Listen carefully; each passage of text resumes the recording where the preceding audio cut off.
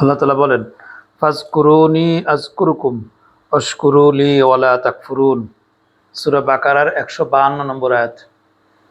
আজকে ৫৮ নম্বর থেকে করব, কিন্তু পিছনের আয়াতটা আমরা তেলাওয়াত না করলে আমাদের কিছু কিছু বিষয় আমাদের অজানা থেকে যাবে। আল্লাহ তাআলা বলেন, বান্দা ফাজকুরুনি আযকুরুকুম, তুমি আমাকে স্মরণ করো, আমি তোমাকে স্মরণ করব।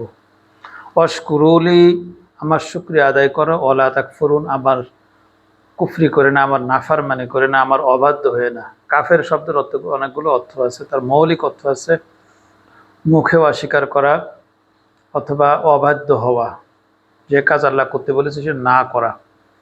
মুখে অস্বীকার করা, ডাইরেক্ট মুখ দিয়ে অস্বীকার করে বসা, আর একটা কর্মের দ্বারা অমান্য করা। যেমন ইবলিস কিন্তু মুখে অস্বীকার করছিল না, প্রথমে কর্মের দ্বারা অমান্য করছিল। কর্মের দ্বারা অমান্য করে সে কাফের হয়েছে।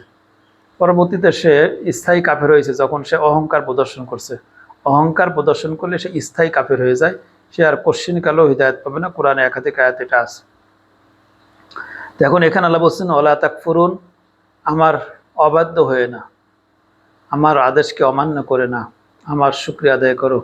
তো এখানে ফাজকুরুনি আযকুরুকুম, আল্লাহ স্মরণ, জিকির।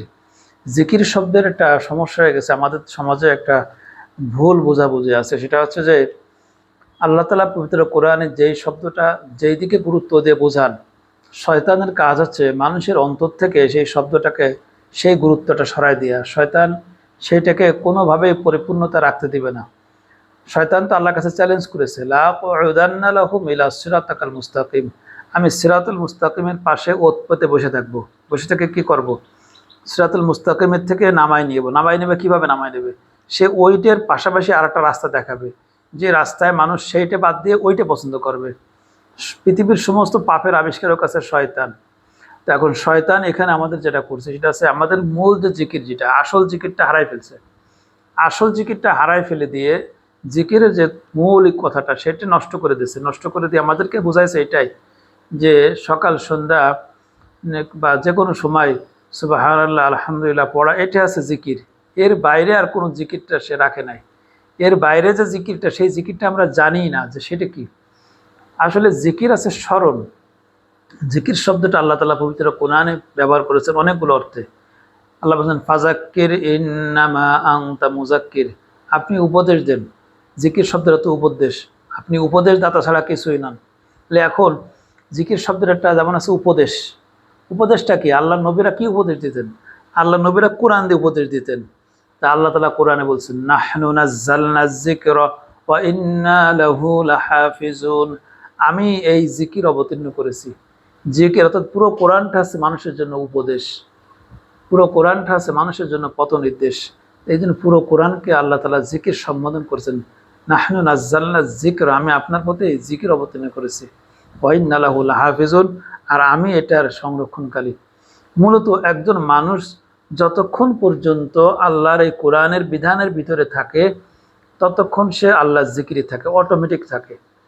এবং আল্লাহ তাআলা এই কথা বলছেন, ইয়া আইয়ুহাল্লাযীনা আমানু যকুরুল্লাহা যিকরান কাসীরা ওয়াসাব্বিহুহু বুকুরাতাও ওয়া আসীলা, হে আমার বান্দারা, তোমরা অধিক পরিমাণে আমার স্মরণ করো। জিকির শব্দের অর্থ স্মরণ। আল্লাহ এখানে যে অর্থে ব্যবহার করছেন স্মরণ অর্থে, ফাজকুরুনি আযকুরুকুম, তুমি আমাকে স্মরণ করো, আমিও তোমাকে স্মরণ করব। আল্লাহ তাআলা সূরা হুজুরাতে 22 নম্বর পারা 2 পৃষ্ঠা হিফজুল কোরআন শিবিরের শেষ আয়াতে, শেষ দুইটা আয়াতে এই কথাটা আল্লাহ বলছেন, ইয়া আইয়ুহাল্লাযীনা আমানু যকুরুল্লাহ, হে ঈমানদার লোকেরা, তোমরা আল্লাহকে স্মরণ করো, যিকরান কাসীরা, আল্লাহকে অধিক পরিমাণ স্মরণ করো, ওয়াসাব্বিহুহু বুকুরাতাও ওয়া আসীলা, আল্লাহ তাআলা আমাদেরকে একটা স্মরণের পদ্ধতি শিখিয়ে দিলেন। তোমরা সকাল সন্ধ্যায় আল্লাহ আমার তাসবিহ পাঠ করো। জিকিরের আর একটা পদ্ধতি আল্লাহ দিলেন, জিকিরের একটা পদ্ধতি বলেন তাসবিহ পাঠ করো সকাল সন্ধ্যায়।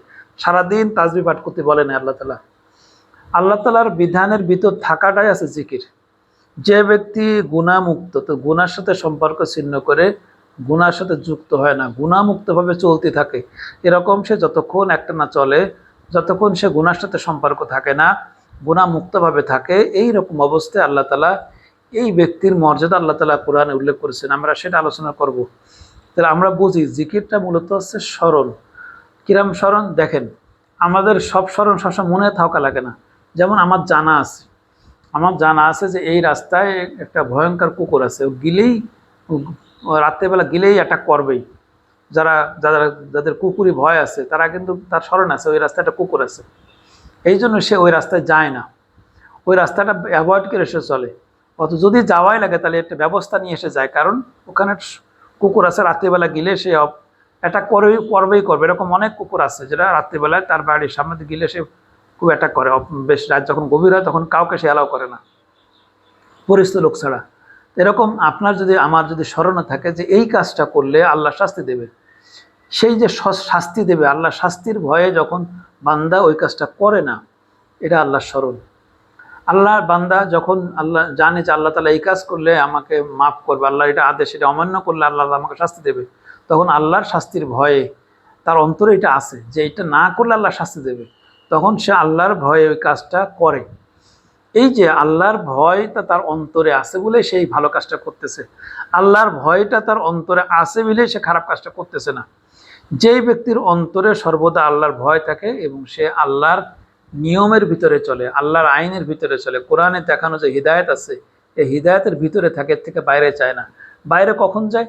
যখনই ওই যে জাহান্নামে যেতে হবে, শাস্তি পেতে হবে, এরকম কাজ সে যখন করে, তখন সে অন্যায় কাজ করার সময় তার অন্তরে আল্লাহর ভয় থাকে না। আল্লাহর ভয় থাকলে, আল্লাহর স্মরণ থাকলে সে অন্যায় কাজ করে না। তা পৃথিবীর মানুষ যারা আছে, আমরা আসলে পাপী মানুষ, তবে যারা সর্বদা একেবারে সর্বদা আল্লাহর জিকিরের ভিতর থাকতে পারে, অপরাধ করে না, আল্লাহর আইনের ভিতরে সবসময় থাকে, আল্লাহর আইন থেকে বের হয়ে যায় না, এইরকম যারা থাকে, অর্থাৎ ছোটোখাটো তার সগীরা গুনাহ হয়, সগীরা গুনাহ তার অনিচ্ছাকৃত ঘটে, ইচ্ছাকৃত সগীরা গুনাহ করে না। মানে আল্লাহর এই বান্দা যেহেতু আল্লাহর স্মরণ থাকে, সেহেতু সে, যেমন একটা লোক এই রাস্তায় কুকুর আছে তো জানে না, সে আসছে, এটা তার না জানার কারণে। ঠিক অনুরূপ মুমিন ব্যক্তি হঠাৎ করে তার জ্ঞানের মিস্টেক বা মনে থাকার মিস্টেকের কারণে ছোটোখাটো গুনাহ করে ফেলে, বড় গুনাহ সে কখনোই করে না। এখন এই ছোটোখাটো গুনাহ তার মিস্টেকে হয়ে যায়, স্মরণের থেকে, আল্লাহ স্মরণ তার আছে কিন্তু তার ভুলে হয়ে যায়, তার অনিচ্ছাকৃত ঘটে যায়। তো এইটুকু ছাড়া যেই সমস্ত মানুষগুলো যারা আল্লাহর স্মরণে থাকে, অর্থাৎ কবিরা গুনাহ থেকে বেঁচে থাকে, আল্লাহর ফরজ ইবাদত ছাড়ে না, আর কবিরা গুনাহ ধারে কাছে যায় না, সগীরা গুনাহ থেকেও বেঁচে থাকার চেষ্টা করে, এইরকম ভাবে যারা জীবন অতিবাহিত করতেছে আল্লাহ তাআলার এই বান্দা যারা, আপনাদের মনে হতে পারে যে আমি যখন সকালবেলা উঠে কাজে গেলাম তখন কি আমি আল্লাহর স্মরণে থাকলাম? ইয়েস, আপনি আল্লাহর স্মরণে থাকলেন, কারণ আমাকে আপনাকে আল্লাহ তাআলা কোরআন বলতেছে, ফাইজা কুদিয়াতিস সালাত ফান্তাশিরু ফিল আরদ ওয়াবতাগু মিন ফাদলিল্লাহ। বান্দা যখন সালাত শেষ হয়ে যায়, শেষ হওয়ার পরে তুমি আমার জমিনে ছড়াই পড়ো, আর জমিনে ছড়াই পড়ে তোমার জন্য আমি অনুগ্রহ রেখে দিছি, সেই অনুগ্রহগুলো খোঁজো, তোমার জন্য রিজিকের ব্যবস্থা রাখছি, সেই রিজিকগুলো খোঁজো, তোমার জন্য সম্মানের ব্যবস্থা রাখছে, সম্মানগুলো খোঁজো, এগুলো সব আল্লাহর অনুগ্রহ। তাহলে এই যে অনুগ্রহ খোঁজা আল্লাহ আদেশ, এই আল্লাহর আদেশে আমি আমার নিজের জন্য, আমার পরিবারের জন্য আমি সকাল থেকে বের হয়ে গেলাম, কাজের জন্য ছুটলাম, কাজ করলাম। এই কাজ মানে দুনিয়াদারি না, আমি সালাত আদায় করছি, এখন আল্লাহর আদেশে আমি আমার স্ত্রী পরিজন এদের জন্য বা পিতামাতার জন্য সকলের জন্য দায়িত্ব পালন করার উদ্দেশ্যে আমি কাজে বের হয়ে গেলাম। এই যে আমি কাজ করলাম, এটা আল্লাহর স্মরণ। কিন্তু এই সময় আল্লাহ আমাদের তাসবিহ পাঠ করতে বলতেছেন না, তা কাজের ভিতরে তাসবিহ পাঠ করা কঠিন কাজ, কিন্তু স্মরণ থেকে আল্লাহর সকাল এবং সন্ধ্যা দুইটা টাইম আল্লাহ বলেন যে এই টাইমটা তুমি আমার তাসবিহ পাঠ করবা। এবার দেখেন আমরা যে ঘুমাচ্ছি, ঘুমানো জিকির, আল্লাহ তাআলা পবিত্র কোরআনে বলতেছেন সূরা নাবাতে, যে আল্লাহ তাআলা বলছেন যে ওয়ালা লাইলু লিবাসা, আমি রাতকে করেছি পোশাক, ঠিক আছে, রাতকে করেছি পোশাক এবং তোমাদের জন্য ঘুমকে করেছি বিশ্রাম। তাহলে আমার রব্বুল আলামিন আমাকে ঘুমাতে বলছেন তোমার জন্য বান্দা আমি ঘুমটাকে করেছি বিশ্রাম হিসেবে। আল্লাহ তাআলা বলছেন ওয়াজআলনা নাওমাকুম সুবাতা, বান্দা তোমার জন্য ঘুমকে করেছি বিশ্রাম, ওয়াজআলনা নাহারা মাআশা, আর দিনকে করেছি তোমার জন্য পরিশ্রম, তুমি তোমার উপার্জন করবে, তোমার জীবনে চলে থাকার জন্য আমার ইবাদত বন্দেগী করতে হবে, তোমাকে বেঁচে তো থাকতে হবে, বেঁচে থাকার জন্য তোমার যে সমস্ত দরকার জিনিস লাগবে সেগুলো তুমি সংগ্রহ করো। তাহলে এখন আমি যখন আল্লাহর সীমানার ভিতর থাকলাম, অপরাধ করলাম না, থাকে আমি এইগুলো সবই আল্লাহর আদেশ। এই যে জীবিকা উপার্জন করা, রাত্রে ঘুমানো, এগুলো আল্লাহর আদেশ, কিন্তু এগুলো আল্লাহর আদেশ। তাহলে আমি এটা যখন করতেছি তখন আমি জিকির করতেছি। মুমিনের জীবনে জেকের ছাড়া কোনো অংশ নেই। অর্থাৎ মুমিন যতক্ষণ পর্যন্ত গুনাহ করে না, যতক্ষণ পর্যন্ত আল্লাহর যে ফরজ ইবাদত এটা থেকে বিরত থাকে না, ততক্ষণ সে আর বাদ বাকি এর ভিতরে থাকে যে সমস্ত কাজ করে, এগুলো তো আল্লাহর আদেশই, এগুলো আল্লাহর আদেশের কাজ।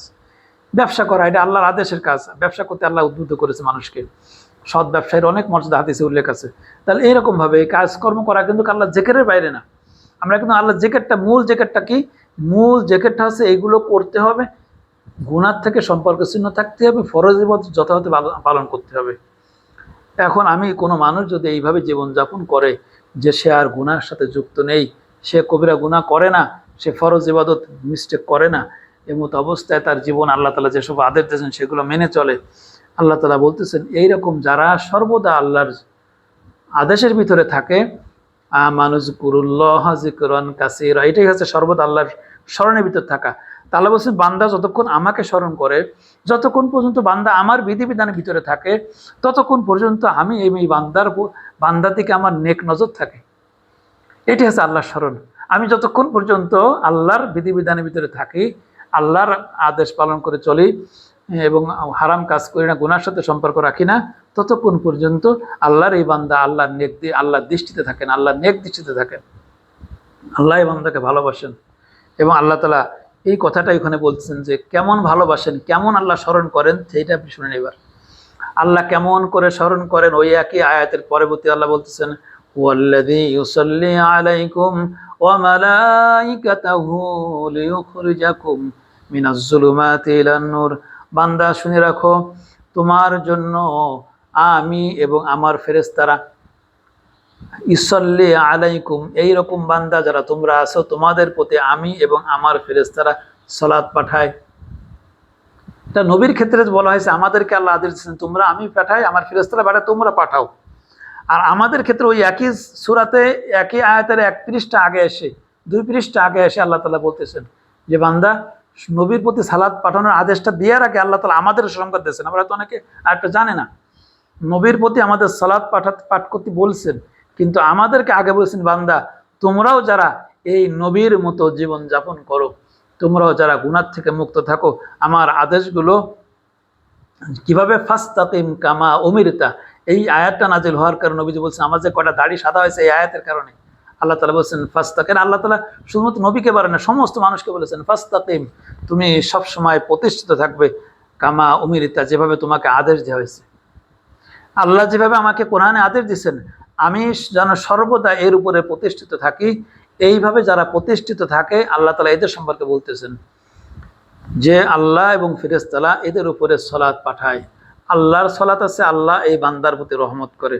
ফাজকুরুনি, বান্দা আমাকে স্মরণ করো, আমিও তোমাকে স্মরণ করব। আল্লাহ যখন স্মরণ করে তখন আল্লাহ এমনি এমনি স্মরণ করে না, আল্লাহ সরাসরি তার প্রতি সালাত পাঠায়। আল্লাহর পক্ষ থেকে সালাত মানে বান্দার প্রতি আল্লাহর পক্ষ থেকে বিশেষ রহমত, শুধু রহমত না, বিশেষ রহমত। আল্লাহ তাআলা এমনি নিজের রহমা শব্দ ব্যবহার করেছেন, কিন্তু সালাত শব্দটা আর রহমা শব্দটা এক না। সালাত শব্দটা একটা বিশেষ নিয়ামত, বিশেষ রহমত, যেটা শুধু রহমত দ্বারা হবে না। আল্লাহ তাআলা এই কথাগুলো বলতেছেন, যে ব্যক্তি আমাকে সর্বদা স্মরণ করে, সর্বদা ফাস্তাকিম কামা উমিরতা, আমার আদেশের উপরে সর্বদা অটল থাকে, আমার আদেশের বাইরে সে জীবনযাপন করে না। বান্দা যখন রাজনীতি করে তখন চিন্তা করে আমি রাজনীতি করবো আল্লাহ সন্তুষ্টির জন্য। বান্দা যখন ব্যবসা করে তখন চিন্তা করে আমি ব্যবসা করবো আল্লাহ সন্তুষ্টির জন্য। বান্দা যখন টাকা ইনকাম করে তখন চিন্তা করে আমি টাকা উপার্জন করবো আল্লাহ সন্তুষ্টির জন্য।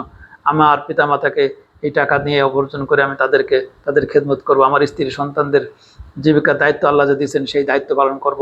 আমার প্রতিবেশী আত্মীয় স্বজন আমার যারা আছে তাদের প্রতি দায়িত্ব পালন করব। এইটা সে আল্লাহর আদেশে তার চলা। এইভাবে আল্লাহর আদেশের ভিতরে যে ব্যক্তি চলে, আল্লাহ তাআলা বলতেছেন আল্লাহ তাআলা সরাসরি ওই বান্দা যতক্ষণ পর্যন্ত আল্লাহর আদেশের ভিতরে অবস্থান করে ততক্ষণ আল্লাহ তাকে স্মরণ করে। কেমন স্মরণ করে? এই স্মরণের উত্তরটা আল্লাহ সূরা আহজাবে দিচ্ছেন 22 পারা 2 পৃষ্ঠা শেষের দিকে, যে ওয়াল্লাযী ইউসাল্লি আলাইকুম ওয়া মালাইকাতুহু, আল্লাহ এবং তার ফেরেশতারা এইরকম বান্দা যারা আছে তাদের প্রতি সালাত পাঠায়। আল্লাহ স্মরণ করে তার বান্দার প্রতি সালাত পাঠায়, আল্লাহর পক্ষ থেকে বিশেষ রহমত পাঠায়। আর ফেরেশতারা কি করে? ফেরেশতারা ওই বান্দার পক্ষে আল্লাহর কাছে সলাৎ প্রার্থনা করে, আল্লাহ আপনার এই বান্দাকে এই নিয়ামত দান করেন, আপনার এই বান্দাকে জান্নাতের এইসব নিয়ামত দান করেন। অর্থাৎ আমরা আমাদের নিজেদের প্রয়োজনের জন্য যেই কাজটা করতে পারতেছি না সেই কাজটা ফেরেশতারা এক কথায় বলে দিচ্ছেন। আল্লাহ তাআলা নেককার সন্তান সম্পর্কে বলে দিয়েছেন, আল্লাহ নবী বলে দিয়েছেন যে নেককার সন্তানের বান্দার জন্য আল্লাহর পক্ষ থেকে বিশেষ নিয়ামত। যদি কোনো ব্যক্তি নেককার সন্তান রেখে যেতে পারে, নেককার সন্তান অনেক দামি। কারণ সারা জীবন আমি যত ইবাদত করেছি সেটা কি জন্য করছি? জান্নাতের পাওয়ার জন্য, জান্নাতের মর্যাদা পাওয়ার জন্য। কিন্তু একটা নেককার সন্তান যদি রেখে যেতে পারি, তাহলে আমার ওই নেককার সন্তানের দোয়াটা আল্লাহ কবুল করবে। আল্লাহ ওয়াদা করছেন, আমার ওই নেককার সন্তান যখন বলবে আল্লাহ আমার বাবাকে আমার মাকে আপনি আপনার নবীদের সাথে জান্নাত দেন, আল্লাহ তাআলা এই দোয়া কবুল করবেন। নেককার সন্তানের একটা দোয়াতেই বান্দা অনেক উপরে চলে যায়। দোয়া অনেক কঠিন একটা বিষয়, দোয়া অনেক উপরে নিয়ে চলে যায়।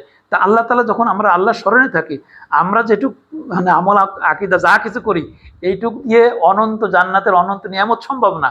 তা আল্লাহ জানেন, এই জন্য আল্লাহ তাআলা যখন আমরা ভালো কাজ করি, স্মরণে থাকি, আমরা আল্লাহর আদেশের ভিতরে থাকি, তখন আল্লাহ যেমন বেশিরভাগ রহমত পাঠায়, এবং সেই রহমত কোথায় কি লাগবে না লাগবে আমাদেরও তো সব জানা নেই, আল্লাহর জানা আছে, ফেরেশতাদের জানা আছে। ফেরেশতারা পয়েন্টে পয়েন্টে আমাদের জন্য দোয়া করে, এইরকম বান্দাদের জন্য দোয়া করে। ফেরেশতারা দোয়া করে তার জন্য জান্নাতের নিয়ামত রিজার্ভ করতে থাকে, যে নিয়ামত সে অনন্তকাল ভোগ করবে। আমি আপনি কয়টা চেতে পারবো? আমাদের তো চাওয়ারই যোগ্যতা নেই, যে কত নিয়ামত আছে তা আমরা জানি না, কিন্তু ফেরেশতারা তো জানে। এই জন্য বান্দা যদি আল্লাহর স্মরণে থাকে, তাহলে আল্লাহও তাকে স্মরণ করে। কিভাবে?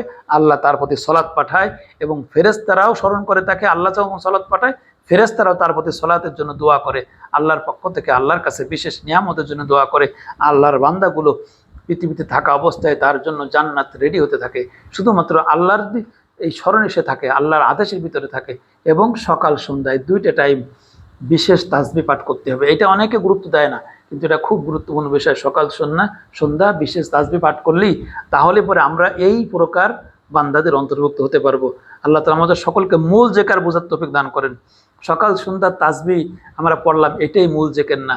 মূল জেকের কিন্তু সারা জীবনের সর্বক্ষণিক সময় আল্লাহর আদেশের ভিতরে জীবন পরিচালনা করা। আল্লাহর আদেশের ভিতরে যারা স্মরণ করে চলবে, তারা এই